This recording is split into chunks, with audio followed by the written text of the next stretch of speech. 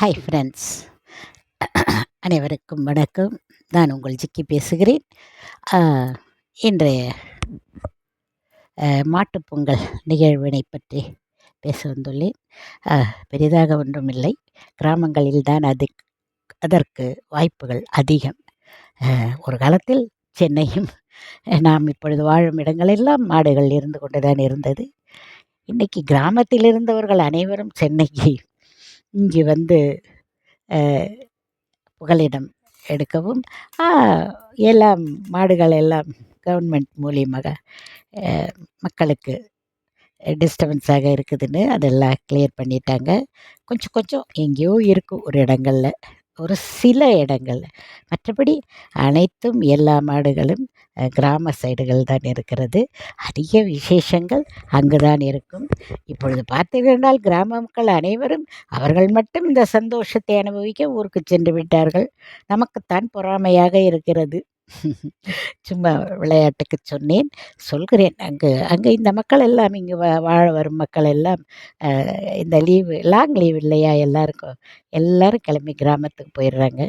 நேற்று நான் வெளியில் போயிட்டு வரும்போது பார்க்குறேன், நம்ம சென்னை கிராமம் மாதிரி இருந்தது. ஒரு கடை இல்லை, ஒரு வண்டிகள் அதிகம் இல்லை. எங்கேயோ ஒரு மூலையில் ஒரு டூ வீலர், ஒரு கார் அப்படி போய்க்கொண்டு கிராமம் இங்கே இருந்தது. டவுன் இப்பொழுது அங்கே இருக்கும்.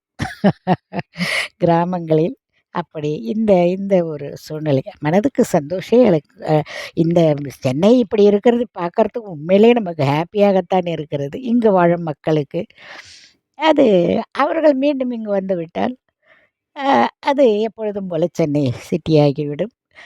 கிராம மக்கள் அனைவரும் இன்று இந்த 4 நாட்களும் வெகு சந்தோஷமாக இருப்பார்கள். நமக்கும் அது ஹாப்பி தான். சென்னையில் நம்மளும் ஹாப்பியாகத்தான் இருக்கிறோம். நேற்றும் நல்லபடியாக கொண்டாடியிருப்பீர்கள். இன்றும் அதே போல் மக்கள் அனைவரும் சந்தோஷத்துடன் மகிழ்வுடனும் இந்த மாட்டுப்பொங்கலை இங்கே எங்களுக்கெல்லாம் எப்படின்னா, அந்த குலதெய்வம், அந்த பெரியவங்க இறந்தவங்கெல்லாம் இருக்காங்கள்ல, அவங்களுக்கெல்லாம் துணிமணி எல்லாம் எடுத்து வச்சு, நாங்கள் தஞ்சாவூர் சைடு ஆளுங்கிறதுனால எங்கள் எல்லாம் அந்த பழக்கங்கள்லாம் உண்டு. அது மாதிரி பண்ணுவோம் நாங்கள்.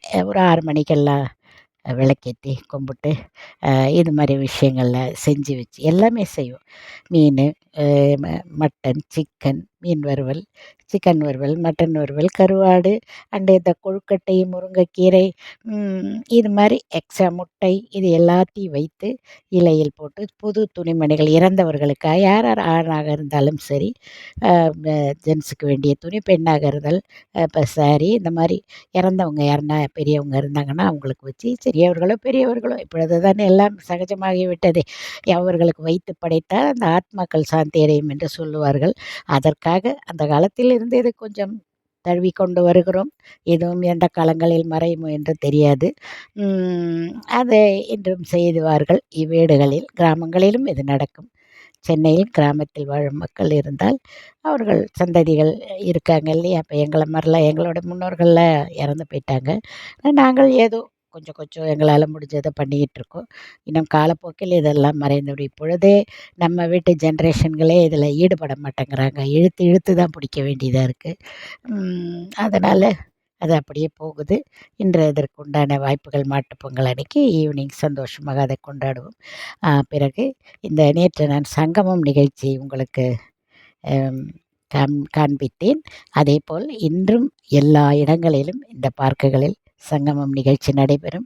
மக்கள் அனைவரும் குழந்தைகளை கொண்டு போய் குழந்தைகள் பெரியவர்கள் அனைவரும் அங்கே போய் சும்மா ஒரு பொழுதுபோக்கு மாதிரி அங்கே இருக்கும் அந்த பழமைகளை நீங்களும் சந்தோஷப்பட்டு பார்த்துவிட்டு குழந்தைகளுக்கும் அதை பற்றி சொல்லி கூட்டிக் கொண்டு வாருங்கள். 17ஆம் தேதி வரைக்கும் இருக்கிறது அது. அதை பாருங்கள். நானும் நேற்று சென்றேன். உட்கார இடம் இல்லை. ஆனாலும் சரி ஒரு வீடியோ வரைக்கும் எடுத்துகிட்டு வந்து நம்ம ஃப்ரெண்ட்ஸுங்களுக்கெல்லாம் இதை காமிக்கலாங்கிறதுக்காக கொண்டு வந்து போட்டேன். இன்றைக்கும் எனக்கு ஈவினிங் சாமி கும்பிடணும். நேரம் இருந்தால் ஒரு 8 போயிட்டு வந்துடுவேன். போய் பார்த்துட்டு அதெல்லாம் ரசித்து விட்டு வருவேன். சற்று நேரமாவது ரசித்து விட்டு வருவேன். எனக்கு மிகவும் பிடித்த விஷயம் அது. அதை பார்த்து விட்டு வந்து விடுவேன். அவ்வளவுதான். பிறகு என்ன, ஹாப்பியாக இன்றைக்கி மாட்டுப்பொங்கலை கொண்டாடுங்கள். எல்லோரும் எப்பவும் போல சொல்வது தான், சந்தோஷமாக இருங்கள். அதை மட்டும் இழக்காதீர்கள். பணத்தால் எந்த சந்தோஷத்தையும் இழுத்துக்கொண்டு வர முடியாதுங்கிறது நான் நிறைய அனுபவத்தில் பார்த்திருக்கிறேன். ஆகையால் நீங்கள் சந்தோஷமாக இருங்கள். இருப்பதை வைத்து ஹேப்பியாக இருங்கள் என்பதை நான் அடிக்கடி உங்களுக்கு சொல்லிக் கொண்டிருக்கிறேன். ஏன்னா அதுதான் உலகத்தில் கிடைக்காத விஷயம். பணமெல்லாம் இன்னைக்கு ஈஸியாக கிடச்சிருதுங்க. பார்த்துட்டேன் நானும். ஆனால் இந்த சந்தோஷம் மட்டும் பணத்தை சம்பாரிச்சாலும் அவங்க அதை சந்தோஷத்தை பார்க்க முடியாத நிறைய குடும்பங்களை நான் பார்க்கிறேன். அதனால தான் சொல்கிறேன், ஹேப்பியாக இருங்க. மாட்டுப்பொங்கல் வாழ்த்துக்கள் நண்பர்களே. அடுத்த வீடியோவில் நான் உங்களை சந்திக்கிறேன்.